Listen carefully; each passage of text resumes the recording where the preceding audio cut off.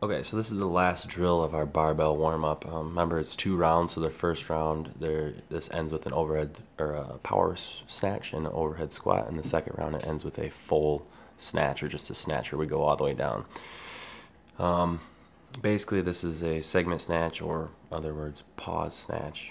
We're pausing at the shins, position 3. We're going to pause it directly on the knees, position 2, and then we're going to pause at that hip crease, position 1. So basically just a couple key points. If you need to use tens to kind of for that first pull off the ground at the shins, you can do that. It's kind of hard to gauge where to start with the barbell. So looking at it on the left first, you're going to see I'm going to pause at the shins. You can see my knees start to bow out because I'm trying to push them out of the way so I can keep that bar path nice and straight.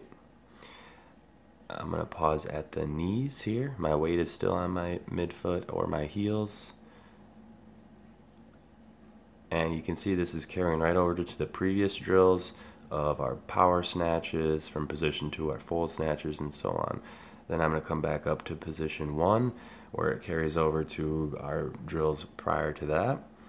And here I'm going to have a turnover, hit triple extension, pull myself under the bar, punch, lock out. I'm going to catch it in an overhead squat right there. Now here's where I mess up on this drill when I'm demoing it. When you catch it in this quarter squat, what I'd like you to do is immediately go down. So practice getting lower and lower. Don't stand it up like I did here. Just immediately go into that overhead squat. And I do it correct on the right here. So a couple key points on the right.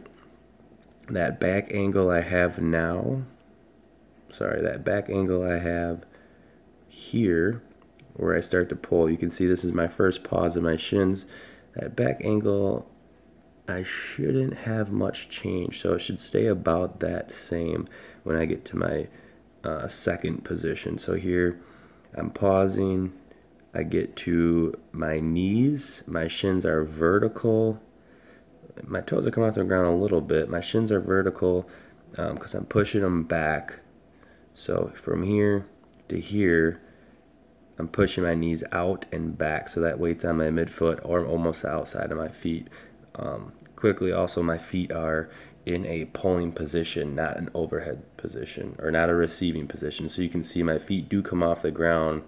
If we go back to the left side here, I'm in my pulling position, I hit triple extension, my feet come off the ground, I land in a squat position.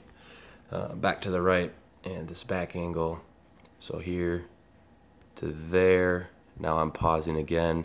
If we take another look at that back angle,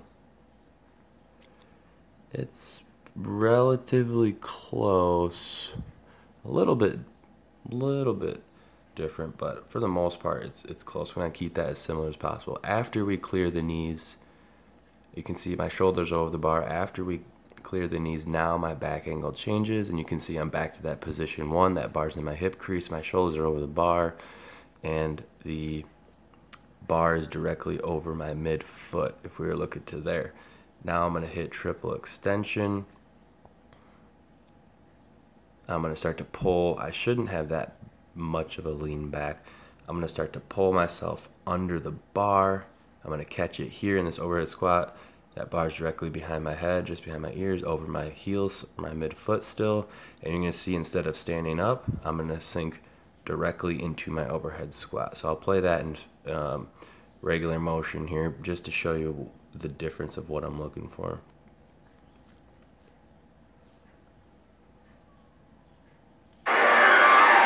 See the difference of catching it and then catching it standing up and overhead squat. Okay.